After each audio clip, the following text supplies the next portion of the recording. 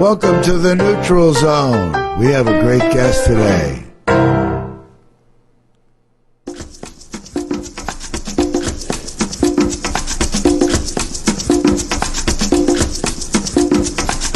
Please allow me to introduce myself. I'm a man of wealth and taste. I've been around for a long, long year. So many men sold away. And I was around when Jesus Christ had his moment of doubt and pain. Made damn sure that Pilate washed his hands and sealed his face. Pleased to meet you.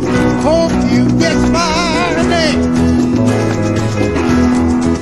But what puzzling you is the nature of my game. Good morning, everyone. I am excited to be here. I have a terrific guest. Today, I'm Jason Schwartz, your host. We're on KAKU 88.5 FM LP. That means low power. In Kahului, Maui, Hawaii.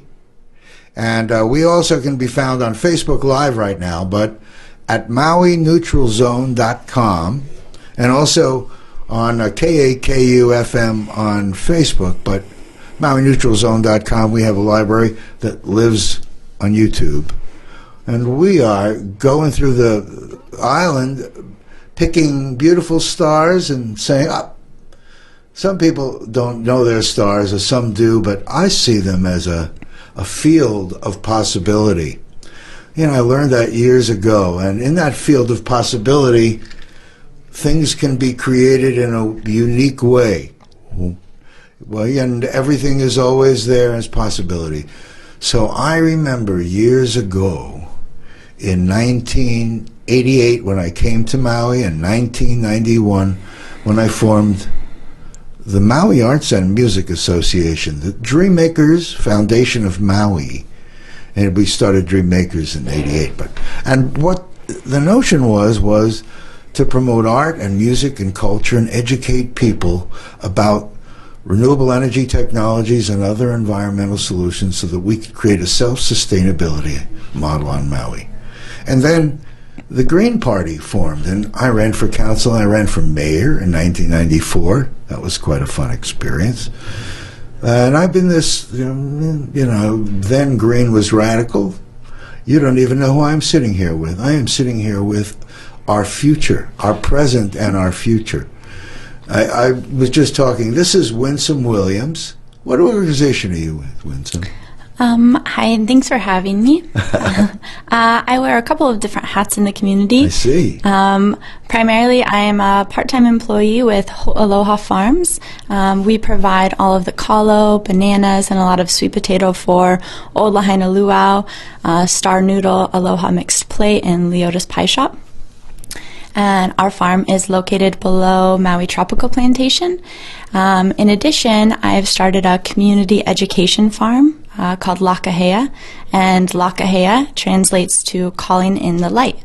So that's kind of our mission down there, is assisting with the transition from conventional practices to regenerative practices. My audience here, the ones that are your age and a little older, say, yeah, that's like natural. Doesn't everyone feel that? We have to share it. I imagine, do you show and have a place to show people that are tourists from where you sit? We're working on opening up to be able to host more people from the community, and right now we have a small little Earthship facility down there that we do welcome guests and people from the community to come down and help us on our volunteer days. But we don't have any official ag tourism things set up quite yet. Okay, well, hopefully our time here today, can everyone hear? I guess I don't have one ear on. I hope you're just loud and clear. Okay, good. I think, you have an email address? I want to make sure to get that. I do, yeah. It's connect@lakahea.com. How do you spell Lakahea? Lakahea. And are you in one location right there? When you say below, that doesn't mean below the ground. Where is below? You mean on the, which side of, where are you? If you're driving from Maui Tropical Plantation to Ma'alaya Harbor, we're on the left side of the road, kind of right in between Maui Tropical Plantation and the golf course, right next to Pacific Biodiesel, where you see all the sunflowers. And what are you guys growing or cultivating or regenerating? Yeah, well, we're regenerating the soil. So our main primary goal is to put the life back into the soil, meaning the bacteria, the fungi, the protozoa, the nematodes, because those are what without those, we don't get nutrient cycling into the plants. So we can grow crops using synthetic fertilizers, but the nutritional density is a lot lower without those good organisms in the soil. So that's what we're regenerating. The crops that we're focusing on growing are kalo or taro. We have a bunch of different varieties that we're cultivating, and as well as we're planting lots of trees, coconut trees, mango trees, a bunch of native plants. We're really just anything we can get our hands on that will grow down there, we're putting in the ground. Just, you envision some green waste out of this process as well, right?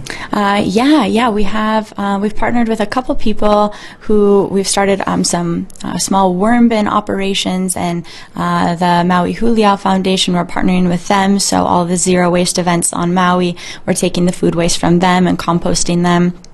And then we then use that compost for our compost tea, and we distribute the compost tea around the farm.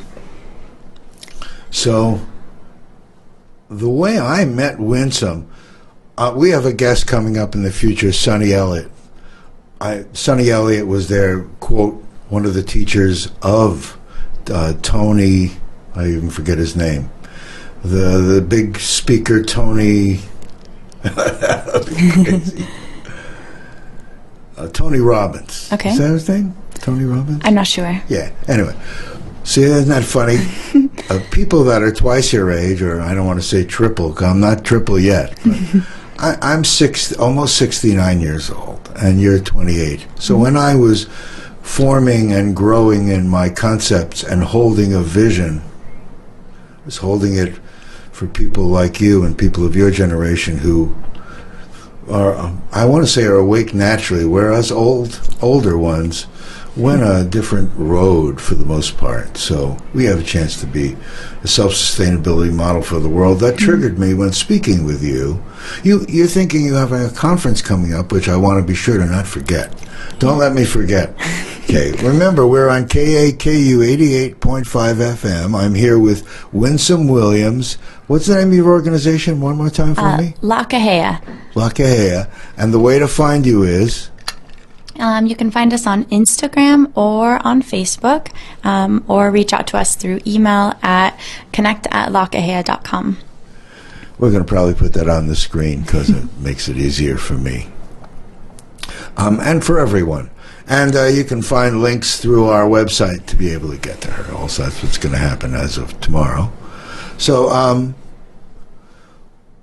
when I talk to you and thinking of how I met you because next week's guest, who is Michael Smith, was the subject of an award-winning documentary called The Need to Grow, which was brought to my attention by a couple of guys on island, Paul Sable and Chris Menzel, about, well, you can probably tell me because I want to say it's your business.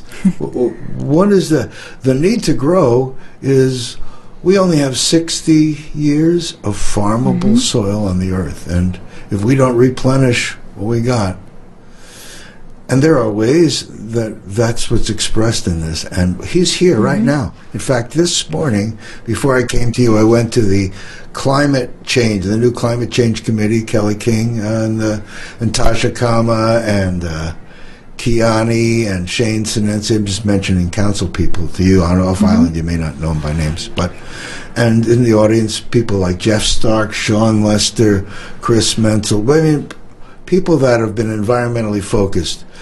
Our potential to put all this together and be dealing with the climate change in a responsible way, growing food.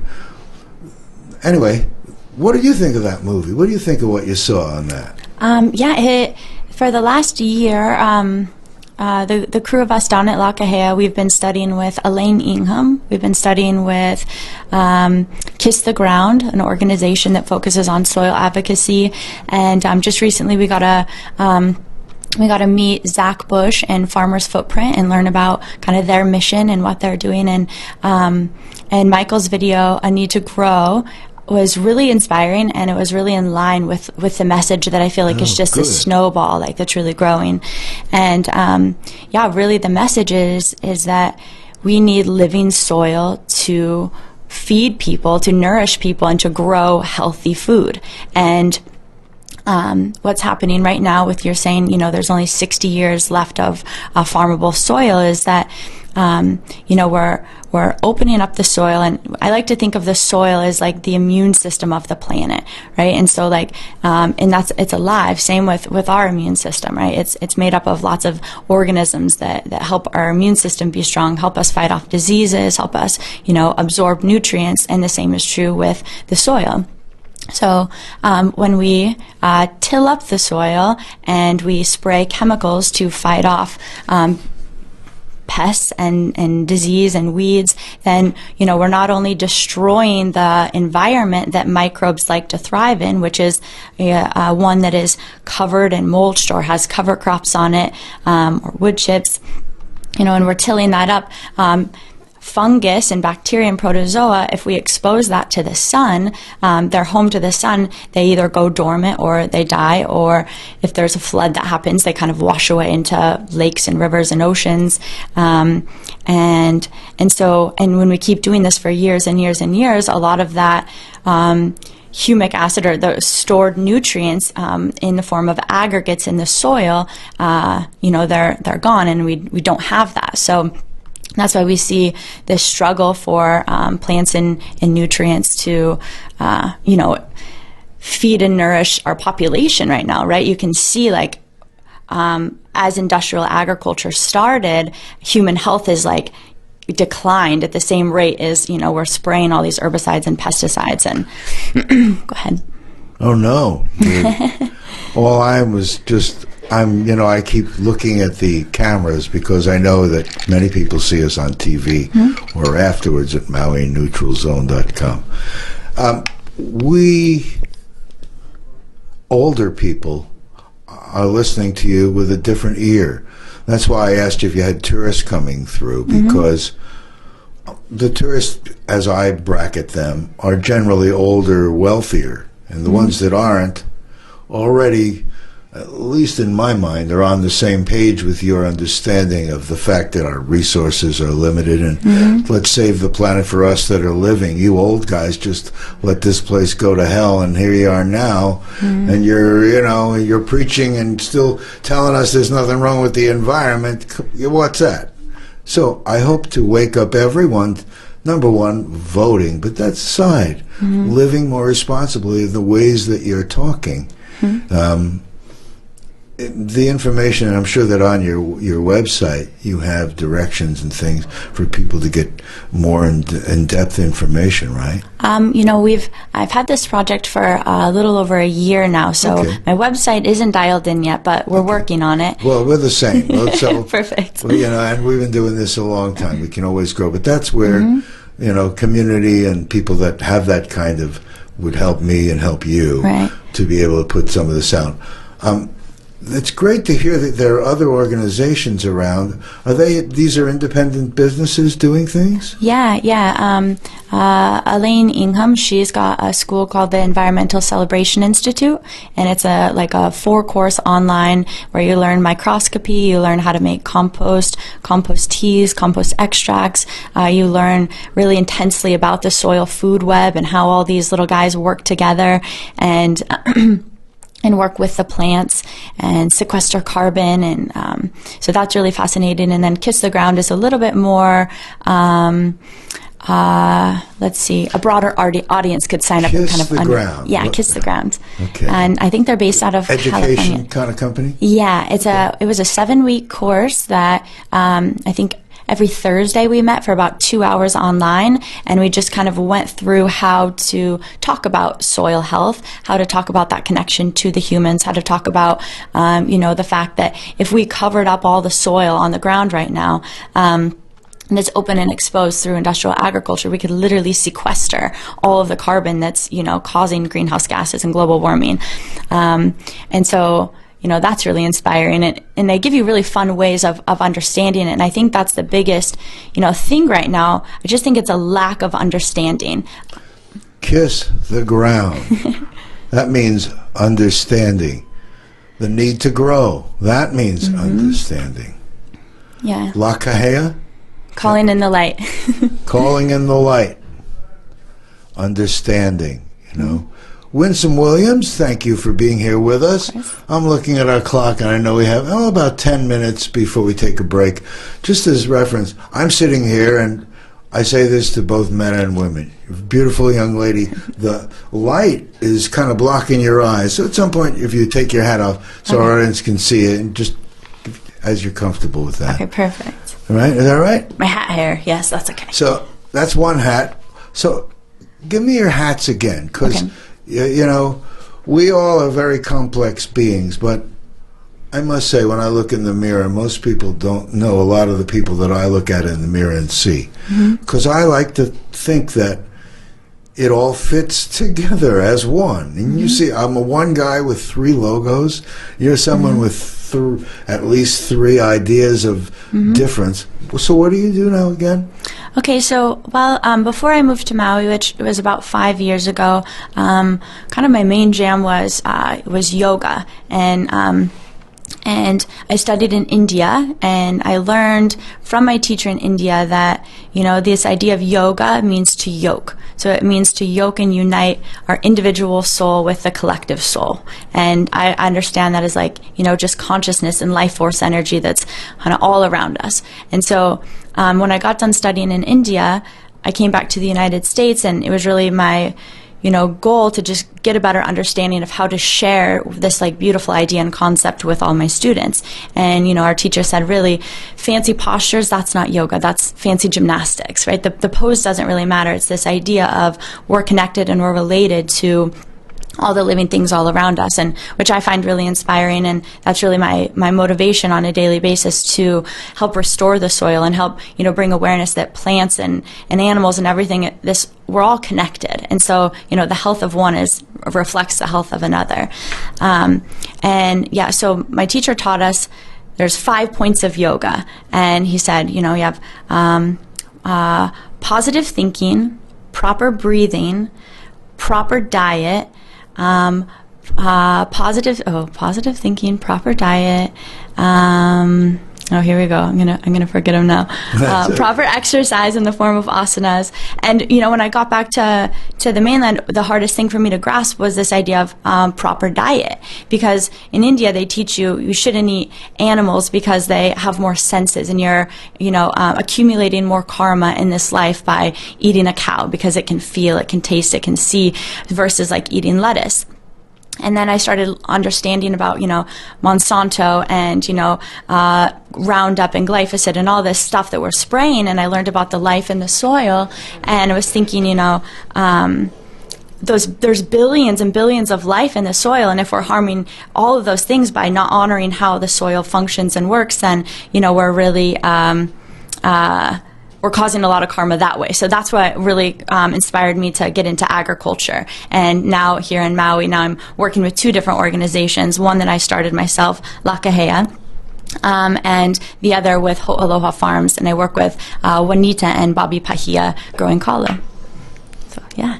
So, reason I'm putting all that together, many people, you see things in the media about pointing fingers, for example, at Mahi Pono is not doing things responsible. We don't see what public outcry can happen and really not see the extraordinary things that are happening through this new experience called 41,000 acres in the hands of conscious people. I know them to be conscious people, and I saw it, and I see it here and with you.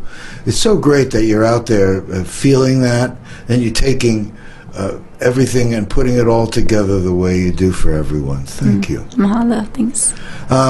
People there on the radio, you're kind of missing the full experience here, because Winsome you're 28 years old, which... Actually, I just turned 29. Okay. I forgot. 29. I don't know. You're not supposed to ask a woman how old okay. she is. Please excuse me. I got here in Maui in 1988, and when I stepped off the plane and thought, I wonder what it would like to be mayor of this island. And I thought, what does that mean? The responsibility for this whole place. I got a text back from our mayor today, who's flown over to Oahu. I wanted to be sure he knew about Michael Smith. And I texted all the council people, except Keani. Keani, I know she'll get today. And we have great people that we've not really explored, like Ricky Hokama, who, years ago had an environmental action committee with Sean West. There are so many things that are happening that are so exciting. They're going to make you and all of us in our world here excited to know that infrastructure is there and getting better to be that glowing global example that I like to speak of for a long time, as long as you're living, right? But that you're speaking of and living and sharing. Thank you for what you do. You're at the front edge, and I'm hoping that in this calendar year, I hope that voice will be heard in our elections, locally, statewide, and nationally. I say that responsibly, because here in the neutral zone, I'm sure we point fingers and we have opinions, but what we have together is what you talk about, uniting it and making it good. Bobby and Juanita. Yeah. Kahea. Yeah, they're the managers of Aloha Farms. So that's a good, large piece. Do you have green waste? Like I say, you're doing it with some groups. Do you find that you can get all of it out to one vendor or whatever they be? What do you mean? Do we distribute? How much green waste and what kind do you have, for example? This thing that you'll see from Michael Smith and Need to Grow. Yeah. It depends on sizing, but if it needs 6 metric tons of green waste a day, we civilians say, well, how much is that? 2.5 dump trucks worth, let's say. And that can power 100 homes or create biochar and phytoremediation, 78% reduction in glyphosate in the first growing season. I mean, like, thank goodness. Wow. Right? Yeah. Wow. That means I have a half a dozen Maui projects, and that's why I'm so excited, because it's like, if we focus on something, it will come. I've been holding this vision for the now, when I can easily express. I feel like this organization that I created with this vision is really there for you. For you, because you're going, at 70, I can see myself living another 50 years. We'll see how, maybe more, because things are changing, but we want to save this place and really see what can happen with cooperation. We're sitting right in the middle of the Pacific, the most remote landmass in the world. Here we are. I know you can hear I'm like Mr. Soapbox, but it's really, truly a pleasure to know that there are people like you leading and sharing this good message in such a good way. I think you said it exactly right. Like, if our intention is to not point fingers at people who aren't doing it right, but rather try and understand and learn, like, where they're coming from, like, why are they doing this, and how can we help, right? And in that cooperation and coordination of working together, I think that a big thing that we need to do as humans too is like celebrate, right? We need to celebrate this human experience, because just taking a step back, we're passengers on this planet, right? Do you know the name Ram Dass? Does that mean? Yes, I've read the book. Ram Dass lived here on Maui for a number of years, and in the 1960s, Timothy Leary and Ram Dass, and a guy named Dr. Ed Jarrell Elkin, who's up at Kula Hospital, okay, and others, Ken Kais, Ron Fogel, Fritz Perls. These are all names of people. Some live on Mount. Ram Dass wrote a book called Be Here Now. So good. He'd been a professor at Harvard with Timothy Leary, and when they were purporting, encouraging LSD and other drugs of, at that point, questioned nature, they were expelled. He went to India. He became Ram Dass. He was Richard Alpert. And Be Here Now, his book, was like the first awakening. I was speaking to my partner Ariel about this, because Ram Dass and her, same periods of awakening. So many great things in our world that you as a young person, when you'll see, he just passed away. He's a wonderful man. And we have a community that has been enriched through him being involved in things. So I hope all of us to explore that, and of you who haven't. But you young people, for sure, there is some incredible wealth of good people and good ideas. You're so blessed to be here on Maui. I'm so blessed to be here on Maui. And I'm talking up a storm, and now I'm going to go to some sponsors, and then we'll be back, and we'll explore more fully. Winsome Williams from, say it for me. La Kahea. La Kahea. I see I have to see it written, I guess. And we'll be right back, and we will see you in a moment. The Neutral Zone with me, Jason Schwartz, would like to sincerely thank David Bryan for his support. David was founder and head of school at New Road School in Santa Monica, California, and is the board chair at the Ojai Foundation and on the board for Brave New Films. The Neutral Zone is heard live Mondays at 11 a.m. here on KAKU 88.5 FM, the voice of Maui, and again on Saturdays at 7 a.m., as well as on TV and on MauiNeutralZone.com. Want to host your own radio talk show? You can. Once every month, KAKU 88.5 FM offers an introduction to radio class at Akaku Plaza at 333 Dairy Road in Kahului. This introduction to radio will get your feet wet and show you what you need to do to get started. Interested? Call us at 871-5554 for more information and registration. Aloha, it's Brad Friedman, your friendly investigative blogger, journalist, troublemaker, and muckraker from bradblog.com, and yes, the host of the Bradcast. Join me every night at 5 p.m. for investigative interviews with newsmakers and smart coverage of the day's news that you won't hear anywhere else. Monday through Friday at 5 o'clock, the Bradcast, right here on KAKU, the voice of Maui. Hi, I'm Chuck Sauce, host of Biscuits and Gravy. KAKU is a listener-supported station. This means that all of the great programs you hear, like mine, are supported by you as well as our underwriters. If you would like to help keep the voice of Maui talking loud and clear, go to kakufm.org/donate today and give.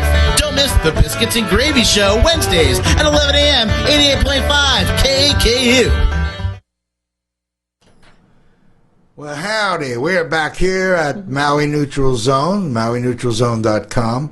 I'm here with Winsome Williams. I'm Jason Schwartz at KAKU 88.5 FM in Kahului, Maui, Hawaii. You can find us on TuneIn. You can find us on Facebook Live.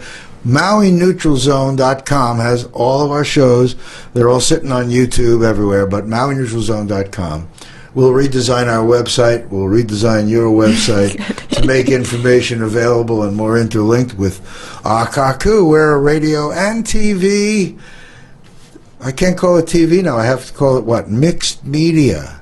You live in a mixed media. I've always had internet world. How don't you? Yes. There was always such a thing as a cell phone and an answering machine. Yep.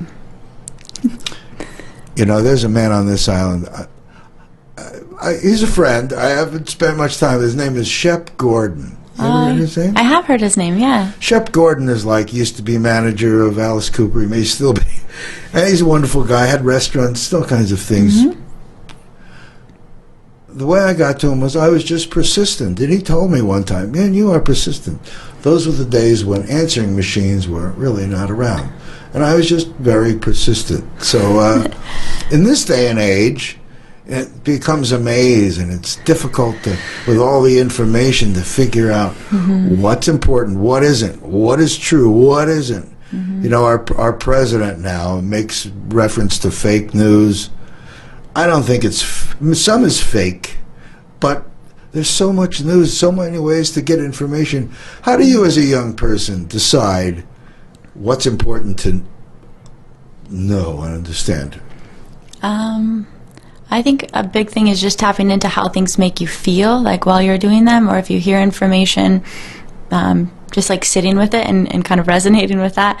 I have to admit, I'm not one to really watch the news. I listen to NPR every now and then on my drive down the hill, but mostly just like hearing stuff from the community and then going out and researching stuff on my own is how I. Well, you know, it's interesting in not watching the news. You know who won the Super Bowl? The Kansas City Chiefs? Kansas City Chiefs. Yeah. We want to give a welcome to both teams and congratulate them. Kansas City Chiefs had a run at the end and outpaced the San Francisco 49ers, who were also playing very well. It was a really exciting, extraordinary game.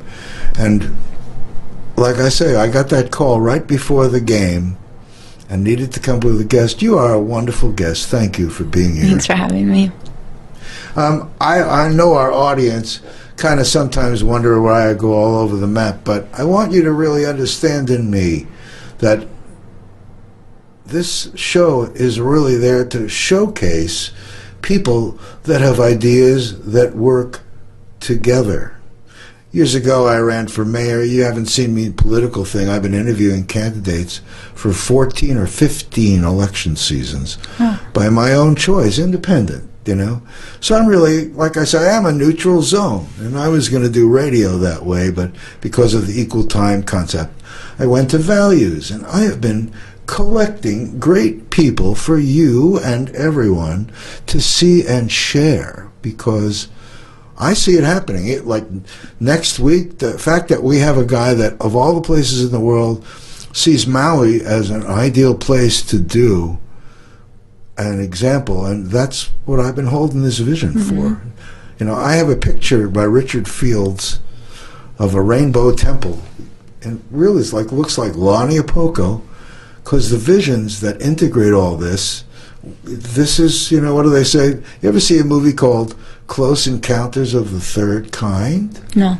Steven Spielberg was the director, who's a great director. He's done many things, E.T., Jurassic Park. You ever see Jurassic Park? I seen like one of them.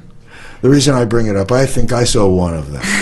But in it were the things that grow so huge and lush, a strawberry this big. That's what I got out of the Need to Grow movie. What did you get?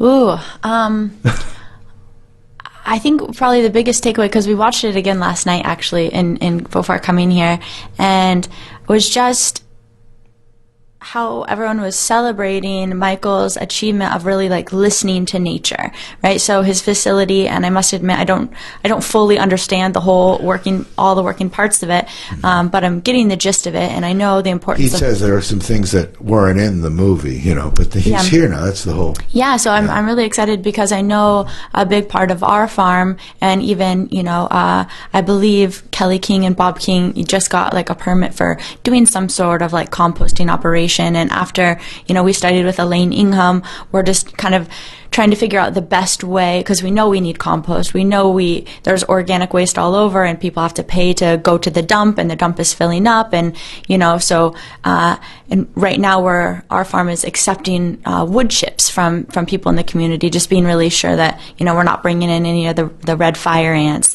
But, you know, with food waste and with organic matter from landscaping companies and tree companies, you know, all this organic matter, how do we process it and break it down and help rebuild rebuild the soil and put the organic matter, the life back into the soil. So Michael was really inspiring because he's really, it seems like him and his wife have found a way to expedite that process. And, you know, for us, we've been doing the best we can with the resources that we have and just kind of patiently waiting and gathering information and seeing, all right, what is the best option?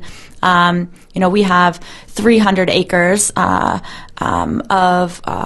which is a conservation easement. So it's a really interesting piece of land that we have. Mike Atherton, who's the owner of Maui Tropical Plantation, he's doing Wailuku Town, and bless his heart, he put a big portion of his land into conservation in order to get the development going there. So I just feel like our farm right now, with a goal of calling in the light not only on regenerative practices, but calling in the light on all sorts of things that we can just improve upon as humans. I think that our location being so central and also being on old sugarcane land, we can really like set the bar high for, you know, how we can behave, how we can interact, how we can celebrate this experience, celebrate our connection to nature together. So I'm really excited to meet Michael. I'm really excited to see within our whole property and our project how maybe we can incorporate one of these. What are they called again? The building, design? It's many people call it the Green Powerhouse. The Green Powerhouse, okay. But, you know, the name will be changed because the company name is Regenitech. Okay. With the biochar and phytoremediation. And using algae and the whole... blows my mind, you know, Michael... Yeah. But when he talked about in one study that they did 78% reduction in the glyphosate. Right, and that's... Just that statistic alone. It's like, because... wait, what would happen if Monsanto just did a test project? Maui, let's clean it up and be an example. And that's where Neutral Zone can do a lot of good. Yeah. You know? Because in your lifetime, you know, the big bad wolf before was a carpet company called Monsanto. You know, here they are there in all this pesticide. What would happen if they had the opportunity to make money in something that would also help them clean up the land? What fantastic solutions. Yeah. You know, what do they say? What did Jesus say? Let them in Rome have what they want. We got something else going on. Yeah, okay. Again, as a Jewish kid, I don't know exactly what Jesus said. Yeah. I didn't study that. So, what you went to where were you before you were here in Maui? I grew up in Wyoming, actually. Oh. Yeah, so I was actually a cowgirl way back in the day and rodeoing and doing that whole scene. And then when I went to college, I took like general studies at first and just like wasn't stoked on it. Was in cosmetology school for a little bit, wasn't stoked on that either, and then I ended up going to India and spending a good chunk of time over there and really just kind of shattered my belief about my place in the world and my connection to the world. And so I'm really grateful for that experience, because from there I feel like that's been kind of my compass guiding me to where I am right now. And really, you know, just I got so much excitement and relief out of a new understanding of my connection to myself, my connection to nature, my connection to, you know, all life around me, and just seeing the need for us to restore and help Mother Earth. It just seems like, you know, the right path to keep sharing this story and keep, you know, just celebrating the fact that we are humans, and, you know, this is such an incredible like particle experience that we're having here, right? And you know, everything we need is on this planet. We're cruising through outer space, you know, on this blue-green planet, and here we are. And so yeah, just how we can celebrate and restore and just love what we have here, as opposed to, you know, trying to go land on another planet and, you know, mess another planet up. Like, I think there's a lot of work that we can be doing here. And yeah, so, you know, everyone has their different relationship and connection and motivations for being here. And I just think that, yeah, love is a super strong thing. The aloha spirit, that's really like grounded me here in Maui, because I think that in this movement, it's so important to tap into wherever we're at, right? If we're in Wyoming or if we're here in Maui, tap into the indigenous native cultures here and the wisdom that is in their languages and that is in their dance and that is, you know, in the way that they process food and store food and preserve it, and the prayers that they do to celebrate. I think there's so much in that, and my hope is that as more areas around the world start to do this, honoring and learning from the natives here, but also including in work like what Michael's done, and bringing in technology and bringing in our Hawaiian host culture, again, would like to showcase itself to the world. We know about the acquisition of Hawaii, but that idea of using things from the outside is, if we all honored each other's cultures and took these technologies and worked and used them together, this technology creates profit centers in the work you do. So as I see all this fitting together, it so much feels like, I hear it. I don't know if you are hearing that.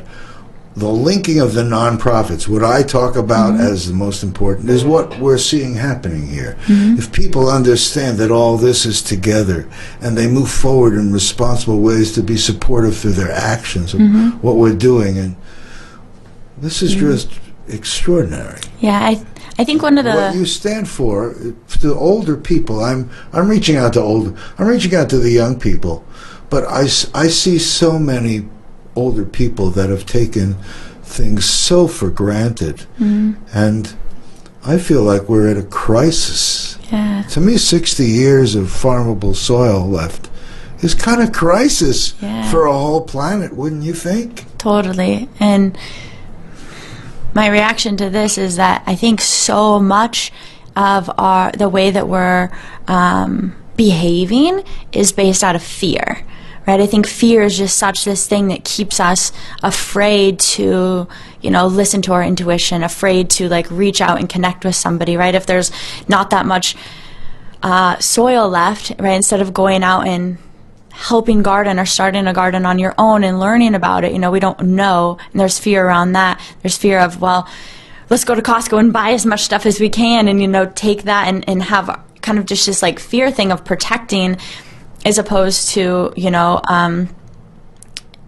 just holding space and expanding in who we are as people, and the power that we have as individuals, the power that we have as in community, and the powers we have as a collective, as a human, One of the things they said in the video last night, I can't remember the farmer, who had the little microgreen farm right in the city, and they tore it down to put up an ice skating rink. I know.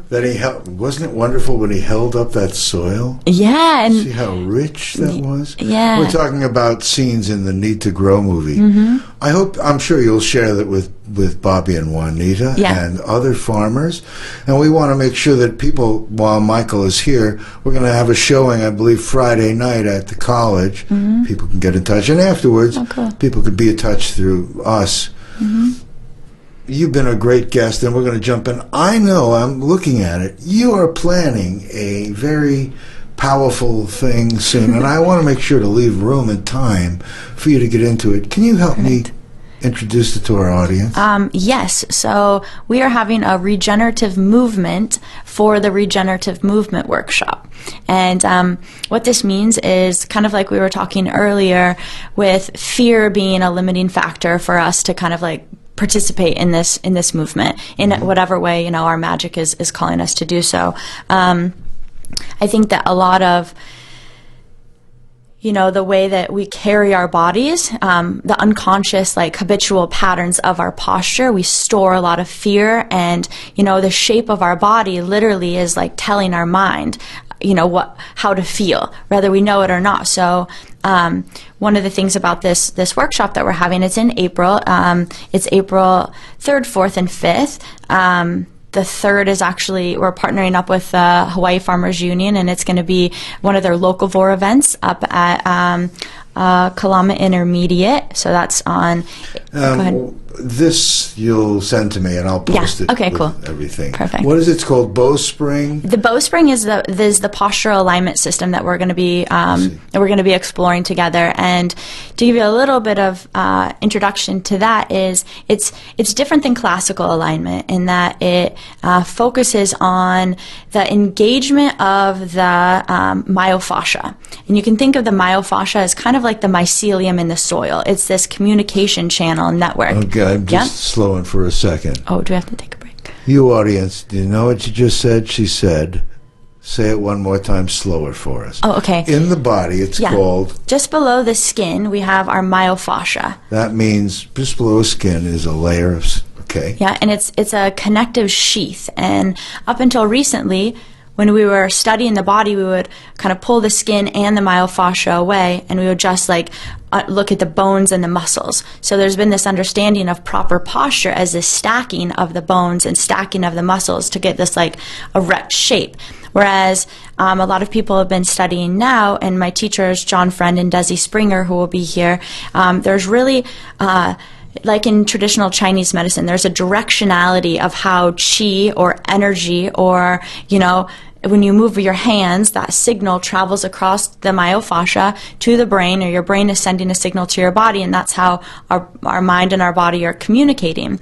And so what my teachers have kind of been studying, and what's really gave me a lot of inspiration in the power of the human, is that by engaging or by turning on our body, by putting our body in this bowspring template, we can really activate the parasympathetic nervous system. Right? So the parasympathetic versus the sympathetic nervous system is if we hold our bodies, typically, we're seeing how people are walking around or sitting, we're spending time on the computers, we're spending time on our phones, and we're in this C shape. So our tailbone is kind of tucked, our bellies are short, our shoulders are rounded down, and we're kind of closing off. Like me here. Yeah, but it's also a way of protecting, right? So if you yell at a dog, the first thing that it does is tug its tailbone, protect itself, drop its head and neck, and across the globe, you can just see this C shape is kind of the posture that everyone's taking, and it totally makes sense. I mean, there's plenty of stuff to be scared about right now, right?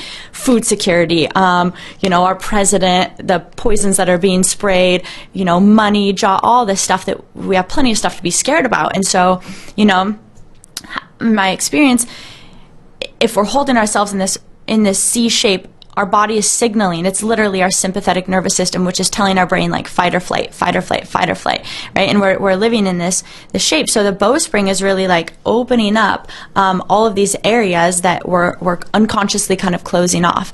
And what's happening with that is, one, we're engaging the parasympathetic nervous system, which really allows our body to take this kind of a calm, cool, relaxed state of being an alertness. And it's balancing the feminine and the masculine energy channels in our own bodies. What is the difference between sympathetic and parasympathetic? Okay, yeah. So simple terms. Sympathetic is fight or flight. Okay. Parasympathetic nervous system is kind of cool, calm, relaxed, confident. Okay. That's the difference. Our audience, of course, you'll give me the appropriate links, and we'll put them on our website, so you can get to some of these ideas, because that's what the Maui Arts and Music Association is. It's like an association of people and associations that together represent, what great knowledge you gave. Older people hearing things like there's a layer of skin under the top skin, which helps communicate between the mind and the body. Yeah. These are new concepts to people that are, there's a lot of people that have no idea. Right. And so that's why I slowed you down in the sense of wanted you to realize, and I know our audience realizes, and the older ones do, how refreshing it is to know that there are people like you who are so aware and can share with others, like what you said about the president. Again, I leave politics out, but if you see things that I hope that people will say, hey, maybe it is a good idea to vote. Maybe I can express so that my world can be what I see it could be, not something that may not be aligned with that's why people aligned in positive action. We're not a group that is possessive this is a concept. It's like the good housekeeping signs of approval, showing off incredible people like you who cross the line, whether you're into farming or health or, awareness and spirituality. Things are where our world is really getting that way. Like I contacted Vince Mina from the Hawaii Farmers Union. Again, I want to be able to get this in front of Mahi Pono to the right people. Get it in front of Bobby and Juanita. I want to get it to we all want to get it so that these concepts can be used and embraced here. There are owners that have the money that could say, hey, this business is going to make $4.5 million a year, $1.5 million profit. We have the room. You only need 7 acres if you grow the stuff to go in. You don't have to do that. There's excess green waste. Take the ants and the problems you have and turn them into part of a solution and get rid of them. And they'll say, we are in an amazing world at the right time, and you are the right guest at the right time. Thank you. Really been a pleasure. Now, we have about 6 minutes left, and I know you can speak about all kinds of stuff, but what is important that you feel you'd like to express? You've been expressing it. Anything, you were writing some things down, any things that you want to be sure to cover, or like your thing in April, how do people get in touch about that? We can sign up. You can register at globalbowspring.com. Global Bowspring.